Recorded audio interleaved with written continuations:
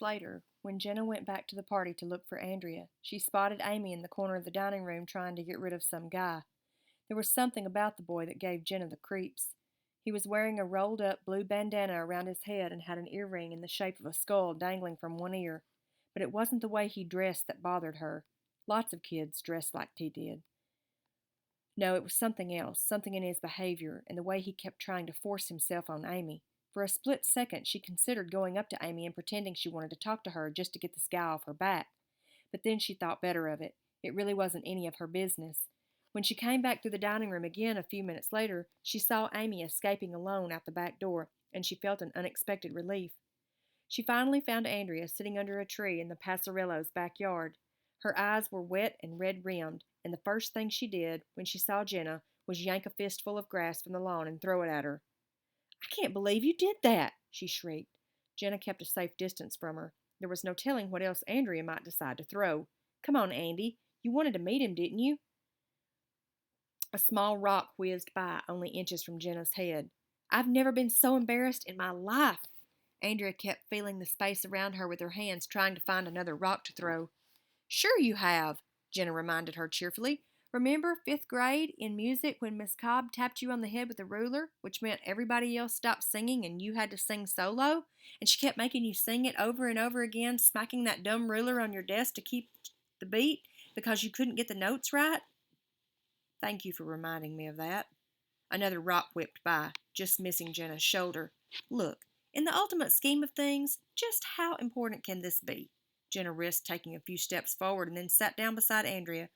"I mean, it's not like this is life-threatening. It's not like I tried to talk him into taking you out or anything." "The ultimate scheme of things?" Andrea's mouth hung open. Jenna pointed to the stars that had formed a thick canopy overhead. "You know, the grand design or whatever." She grinned at Andrea good-naturedly. "Sort of puts things into perspective, doesn't it?" Andrea punched her in the shoulder. "Michael Mackenzie, for your information, just happens to be part of my own grand design. Or was, until tonight, anyway." "I'm sorry, Andy. I was just trying to help." "I know you were." Andrea took the sleeve of her shirt and wiped her eyes. Sooty spots of mascara stained the material, but she didn't seem to notice. "It's okay. I mean, you didn't even want to come to this party in the first place, and I just didn't think I was ready, that's all. It's a little soon. It's hard to be around people who are having a great time when you feel so empty inside." Andrea nodded and sniffed. "And you came anyway. For me." She rested her head on Jenna's shoulder. "It doesn't matter about Michael."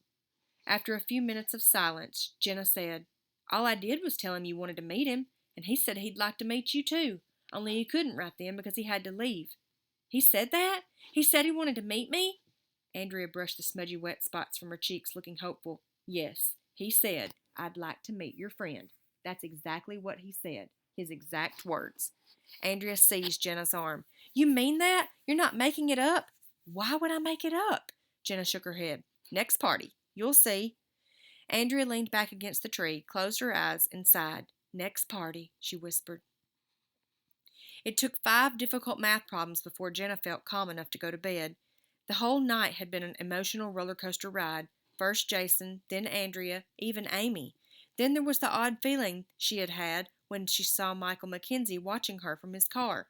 She had begun to wonder if his sitting on those church steps almost every evening had something to do with her. Jenna erased the proof to the second equation. It was all wrong.